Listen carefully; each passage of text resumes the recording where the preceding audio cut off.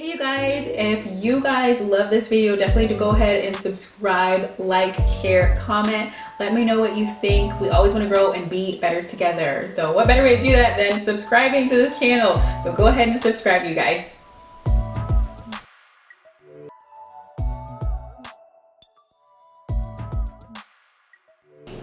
Hey guys, thank you for joining me here for another episode of Back to Basics. For those of you guys who are new to this channel, here I like to talk about different words or terminologies from the Bible. It's one of the main things I kind of focus on, as well as giving some biblical history and background in regards to those terms so we understand what they mean and as well why they are so important in the life of a believer.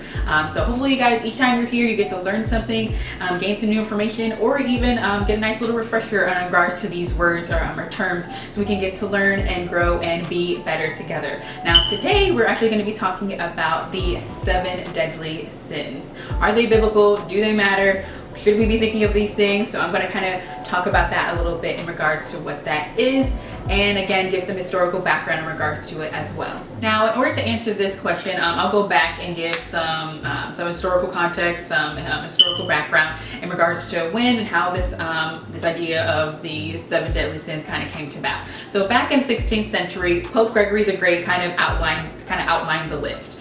So I guess he started. Then later on, Thomas Aquinas kind of expounded on that, on the 7 deadly sins list, kind of explain what they are and why I guess they're important. So for those of you who don't know what 7 deadly sins are, most do, but no worries. So the 7 deadly sins are lust, gluttony, greed, sloth, wrath, envy, and pride. So those are the 7 deadly sins.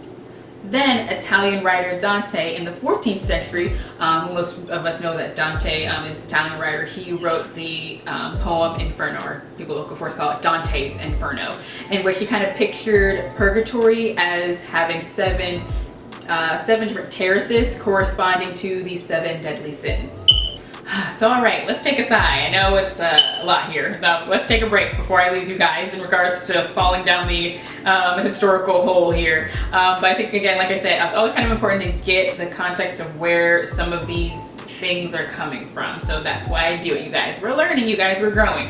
But I'll take a break before I lose you all. I know you just want to know, what's the answer? Is it in the Bible? Is it not? What's going on? So to answer this question, it's going to be yes and no.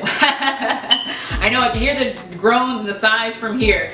I know the dreaded split answer, maybe, but the true answer is yes and no. But I'm going to jump into the Bible here, guys, to kind of help you guys out. So going to Proverbs, the 6th chapter, verses 16 through 19, it actually does list 7 things that God does find detestable. There are 6 things that the Lord hates, 7 that are detestable to him. Haughty eyes, a lying tongue, hands that shed innocent blood, a heart that devises wicked schemes, feet that are quick to rush into evil, a false witness who pours out lies, and a person who stirs up conflict in the community. Now, of course, this list is not what most people understand as 7 deadly sins. Of course, in the Bible, it does not say 7 deadly sins. It's not what it says. Now, there are sins that the Bible absolutely does condemn. I agree there in regards to that, but they're not necessarily called, again, 7 deadly sins in the Bible. So you're not going to find it searching in Proverbs and it's going to, have a little header that says 7 deadly sins. No, it's not going to say that. But what I'll say is kind of a little final breakdown. What we want to kind of really focus on is the main word, which is sin. And with that, we all understand and know that there is no sin that is any more deadly than any other. All sin results in death, and there's no sin that Christ will not forgive us from. He is just, he is fair, he is loving, and nothing can separate us from him, from his love. Now, the reality is that sin is not going anywhere. Wish it was, but it's not going anywhere. But again, thank the Lord for his grace, his mercy, salvation, all of those things working together and helping us still connect and be with our Father who loves us. And always remember as well that the Bible is forever and will always be our guide. There are, of course, different ideas, outlines, concepts, things like that, all types of things that are loosely, of course, inspired from the Bible, or bits and pieces from the Bible are taken to make other things, but those ideas are counterfeit. when compared to the book of life, when compared to the Holy Bible, which again is our ultimate guide for everything that we need within our life. So don't trip yourself up over these kind of other ideas or doctrines that are out there. Ask questions. Do some research, do some reading, all of those things. That's okay to do. It's okay. It's okay. It's okay. It's okay. I think sometimes as Christians we can take our own doubts or questioning as a sign that we've lost our way or slipping away from our faith, or have totally just maybe lost it completely. We don't believe at all. But that's actually not the case, because in Philippians 2 verse 12 it reads, "Therefore, my dear friends, as you have always obeyed, not only in my presence but now much more in my absence, continue to work out your salvation with fear and trembling." Now with this, that's one of the ways that we work out our salvation, by asking questions, by reading the word, by challenging yourself. And in the end, you'll actually gain more understanding and actually even gain a closer relationship with Christ. So again, it's okay to ask questions.